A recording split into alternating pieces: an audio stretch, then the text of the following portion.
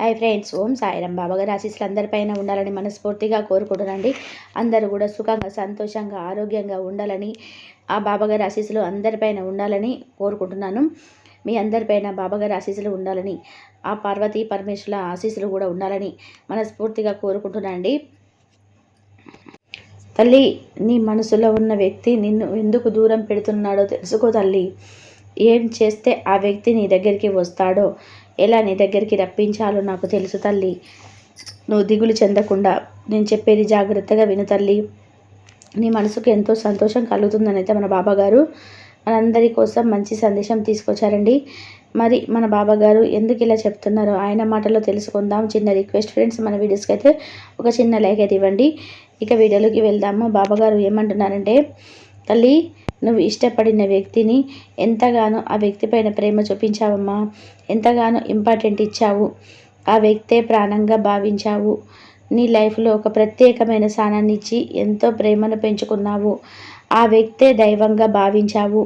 కానీ ఆ వ్యక్తి ఏమిటి అంటే, ఎలాంటి సమాధానం ఇవ్వకుండా, ఎటువంటి ప్రేమ చూపించకుండా నేను ఒక కన్ఫ్యూజన్లో పెట్టి దూరం పెట్టేశాడు తల్లి. కానీ నీకు ఏమీ అర్థం కావటం లేదు. ఎందుకు ఇలా జరుగుతుంది? నేను ఎంతో ప్రేమను చూపిస్తున్నాను, ఎంతో ఇంపార్టెంట్ ఇస్తున్నాను. అయినా సరే ఆ వ్యక్తి ఎందుకు నన్ను అర్థం చేసుకోవటం లేదు, నన్ను ఎందుకు దూరం పెడుతున్నాడు అని ఎంతగానో బాధపడుతున్నావు తల్లి. ముందులా అయితే నీ మీద చాలా ప్రేమ ఉందమ్మా. నీ మీద నిజమైన ప్రేమను చూపించాడు. నువ్వు చూపించని ప్రేమని ఆ వ్యక్తి తీసుకున్నాడు. ఆ వ్యక్తి మనసులో ఎంతో మంచి స్థానాన్ని అయితే ఇచ్చాడు. ఎటువంటి చీటింగ్ చేయాలని అనుకోలేదు. నీపైన నిజమైన ప్రేమను చూపించి ఈ ప్రేమని, ఈ బంధాన్ని వివాహ బంధంగా మార్చుకోవాలని అనుకున్నాడు తల్లి. నీ రిలేషన్షిప్లో అయితే వాళ్ళు చాలా చాలా ఆశలు అయితే పెంచుకున్నారు తల్లి. కానీ సడన్గా మధ్యలో మూడో వ్యక్తి ఎంట్రీ అవ్వడం వలన ఈ ప్రేమలు, అభిమానాలు అన్నీ కూడా మీరిద్దరు కూడా కోల్పోయారు తల్లి. ఆ మూడో వ్యక్తి నీ సైడ్ నుంచి అయినా కావచ్చు తల్లి, నీకు ఇష్టమైన వ్యక్తి సైడ్ నుంచి అయినా కావచ్చు. ఎవరి సైడ్ నుంచి అయినా కానీ ఒక వ్యక్తి ఇన్వాల్వ్మెంట్ అయితే ఎక్కువగా ఉంది తల్లి. ఆ వ్యక్తి వలన నీ మీద ఎంత ప్రేమ ఉన్నా సరే ఆ వ్యక్తి చూపించలేకపోతున్నాడు తల్లి. అలాగే అతడు ఆయన చెప్పిన మాటలు విని చాలా కన్ఫ్యూజన్లో ఉన్నాడు తల్లి. నీతో లైఫ్ సాధించాలా, లేదంటే ఇక్కడితో ఆగిపోవాలా అని ఆలోచనతోటి సతమతమైపోతున్నాడమ్మా. దీనంతటికీ కూడా కారణం కేవలం మీ మధ్య ఉన్న మూడో వ్యక్తి తల్లి. వాళ్ళకి నీ మీద నిజమైన ప్రేమ ఉంది, అభిమానం ఉంది. చాలా నిజాయితీగా అయితే నేను ఇష్టపడుతున్నారు తల్లి. ఇప్పటికీ కూడా ఆ వ్యక్తి నిన్ను ఎంతగానో ఇష్టపడుతున్నాడు. కానీ వారి ప్రేమను కానీ ఇష్టాన్ని కానీ నీతో చెప్పుకోవాలి అంటే మీ మధ్యలో ఉన్న మూడో వ్యక్తి గురించి ఆలోచించి ఆ వ్యక్తి అయితే తగ్గుతూ వెనక్కి వెళ్తున్నాడు తల్లి. ఇప్పుడున్న సిచ్యువేషన్స్లో నువ్వు ఎంతైతే బాధపడుతున్నావో, ఎంతైతే ఆలోచిస్తున్నావో ఆ వ్యక్తి కూడా అంతే బాధపడుతూ, అంతే ఆలోచిస్తూ ఉన్నాడు తల్లి. అందుకేనమ్మా, ఏం చేయాలో, ఎలా చేయాలో అనేది ఏమీ కూడా అర్థం కావటం లేదు. ఆ వ్యక్తి మనసు అయితే చాలా గందరగోళంగా ఉందమ్మా. కానీ మళ్ళీ నీ లైఫ్లోకి రావాలి, నీతో జీవితాన్ని కొనసాగించాలి, సంతోషంగా ఉండాలి అని నీతో మాట్లాడి గొడవలన్నీ కూడా చక్కబెట్టేసుకొని మంచిగా జీవితాన్ని కొనసాగించాలి అని ఆ వ్యక్తి ఎంతగానో ఆలోచిస్తున్నాడమ్మా. ఇంతకు ముందులా ఇద్దరు కలిసి సంతోషంగా ఉండాలి అని అనుకుంటున్నాడు. ఇతను మనసు మారుతుందా సరే, మళ్ళీ మంచిగా మారనివ్వకుండా ఆ మూడో వ్యక్తి ఎవరైతే ఉన్నారో మీ మధ్య జరిగిన విషయాలు అంటే చిన్న చిన్న గొడవలు గుర్తు చేస్తూ నువ్వు ఇష్టపడిన వ్యక్తిలో నీకు ద్వేషాన్ని కలిగించేలా చేస్తున్నాడమ్మా. ఇది కేవలం కొద్ది కాలమేనమ్మా.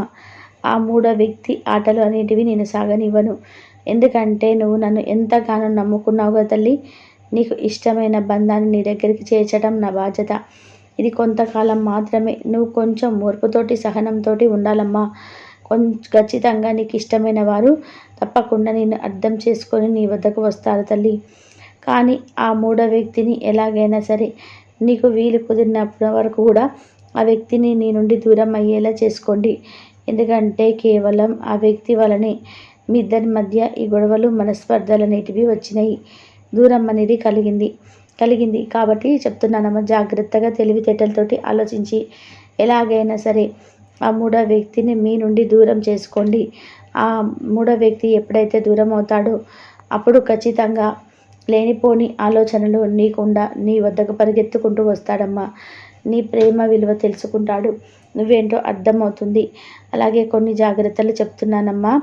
నీకు ఇష్టమైన వారికి మనసు చాలా సున్నితమైనదమ్మా. కాబట్టి నువ్వు ఆలోచించి మాట్లాడు. నీ మనసు మంచిదేనమ్మా. కానీ నీకు కొంచెం తొందరపాటు ఎక్కువ తల్లి. అంటే గబగబా మాట్లాడేస్తావు. ఆలోచించకుండా మాట్లాడేస్తావు. నీ వైపు నుంచి అది కరెక్టే అనుకుంటావు. నువ్వు మాట్లాడింది కరెక్టే అయినా సరే అందరికీ నచ్చాలని ఉండదు కదా తల్లి. ఒక్కొక్కరు ఒక్కొక్కలాగా తీసుకుంటారమ్మా. కాబట్టి నువ్వు మాట్లాడేటప్పుడు చాలా జాగ్రత్తగా మాట్లాడుకోవాలి. ఆ వ్యక్తికి కోపం అనేది రాకుండా మళ్ళీ నీ నుండి దూరం అయ్యే అవకాశాలు అయితే ఉండవు తల్లి.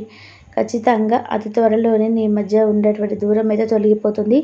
మీ ఇద్దరి మధ్య కూడా మంచి బాండింగ్ అనేది ఏర్పడుతుంది.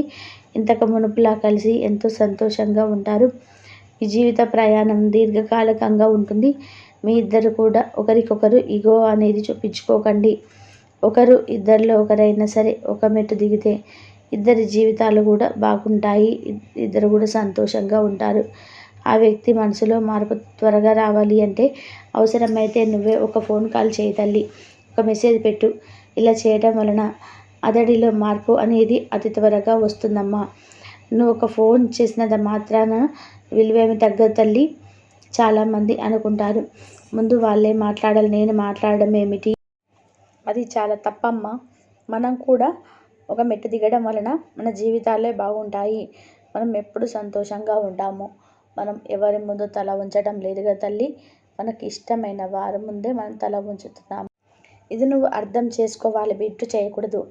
ఒక అడుగు ఒక్కొక్కసారి మనం కూడా తగ్గాము అంటే, వెనక్కి వేసాము అంటే అది మన జీవితానికి ముందడుగు వేయడానికి ఎంతో దారి చూపిస్తుందమ్మా. ఆ వ్యక్తే రావాలి, నాకు ఆ వ్యక్తే సారీ చెప్పాలి అనే ఆలోచన కూడా ఉండకూడదు తల్లి. ఖచ్చితంగా ఆ వ్యక్తిలో మార్పు తీసుకొస్తానమ్మా. అలాగే నువ్వు కూడా వీలైనంత వరకు కూడా నువ్వు కూడా మారి ఒక అడుగు ముందుకు వేయడానికి ప్రయత్నం చేసి చూడు. అతి త్వరగా కలిసి ఈ జీవిత ప్రయాణం కూడా సంతోషకరంగా మారుతుందమ్మా. మరి నీ బాబాగారు తండ్రి నేను చెప్తున్నాను కదా తల్లి. ఎందుకంటే నీ వాడే బాధని చూడలేకపోతున్నాను. ఆ వ్యక్తిలో తప్పకుండా మార్పు తీసుకొస్తాను తల్లి. నీ మీద ప్రేమ అయితే బోలెడంత ఉంది. కానీ అలా చూపించాలో తెలియక మూడో వ్యక్తి మీద ఎంత ఆలస్యం జరిగింది తల్లి. ఒకసారి మూడో వ్యక్తి గురించి కూడా మీరిద్దరు కూడా కూర్చొని మాట్లాడుకోండి. మనకు ఆ వ్యక్తి వలన ఎన్ని గొడవలు వస్తున్నాయి. ఆ వ్యక్తిని దూరం చేయాలని ఒకరికొకరు అనుకుంటే తప్పకుండా అది త్వరగా ఆ వ్యక్తిని దూరం అవుతాడు. మీ ఇద్దరి మధ్య గొడవ అనేది ఉండవు. ఉన్న గొడవలు అనేటివి చిరిగిపోతాయి తల్లి. అది త్వరలోనే నీ తరపు నుంచి అయినా సరే, ఆ వ్యక్తి తరపు నుంచి అయినా సరే మాటలు అనేటివి జరిగి మీ ఇద్దరి మధ్య బంధం అనేది బలపడుతుందమ్మా. ఒకరికి ఒకరు మాట్లాడుకుంటారు. మీ జీవిత ప్రయాణం అయితే కొనసాగిస్తారమ్మా. ఈ వైపు నుంచి పెద్దలు, ఆ బిడ్డ వైపు నుంచి పెద్దలు అందరూ కూడా అభిప్రాయాలను కలిసి మీకు మంచిగా వివాహం జరిగేలాగా నేను చేస్తాను తల్లి. నిరుత్సాహపడకుండా, దిగులు పడకుండా, ధైర్యంగా, సంతోషంగా ఉండు తల్లి. తప్పకుండా నిన్ను వెతుకుంటూ వచ్చి నిన్ను మనస్ఫూర్తిగా ప్రేమించి జీవితాంతం నీతో కలిసి ఉండేలాగా నేను చేస్తాను తల్లి. నా మీద నమ్మకం ఉంది కదా తల్లి. ధైర్యంగా, సంతోషంగా ఉండు. నీకు అంత మంచి జరుగుతుంది. ఈ శుభదినాన నీకు శుభవార్త చెప్పాను కదా తల్లి. ఆనందంగా ఉండడం అయితే మన బాబాగారు ఒక మంచి సందేశాన్ని అయితే మన ముందుకు తీసుకొచ్చారు కదండి. కాబట్టి బాబాగారికి బాధ్యత ఇది. కొంతవరకు మాత్రమే ఓర్పుతోటి, సహనంతో ఉండాలి. ఖచ్చితంగా నీకు ఇష్టమైన వారు తప్పకుండా నిన్ను అర్థం చేసుకొని నీ వద్దకు వస్తారు తల్లి. కానీ ఆ మూడో వ్యక్తిని ఎలాగైనా సరే నీకు వీలు కుదిరినప్పుడల్లా వరకు కూడా ఆ వ్యక్తిని మీ నుండి దూరం అయ్యేలాగా చేసుకోండి. ఎందుకంటే కేవలం ఆ వ్యక్తి వలనే మీ ఇద్దరి మధ్య ఈ గొడవలు, మనస్పర్ధలు అనేటివి వచ్చాయి. దూరం అనేటిది కలిగింది. కాబట్టి చెప్తున్నానమ్మా, నువ్వు జాగ్రత్తగా తెలివితేటలతోటి ఆలోచించి ఎలాగైనా సరే ఆ మూడో వ్యక్తిని మీ నుండి దూరం అందరూ బాగుండాలి. అందరిలో మనం ఉండాలి. ఓం సాయిరాం. శ్రద్ధ సాబూరి. బాబాగారి ఆశీస్సులు అందరిపైన ఉండాలని మనస్ఫూర్తిగా కోరుకుంటూ సర్వేజన సుఖినో భవంతు. ఓం సాయిరాం.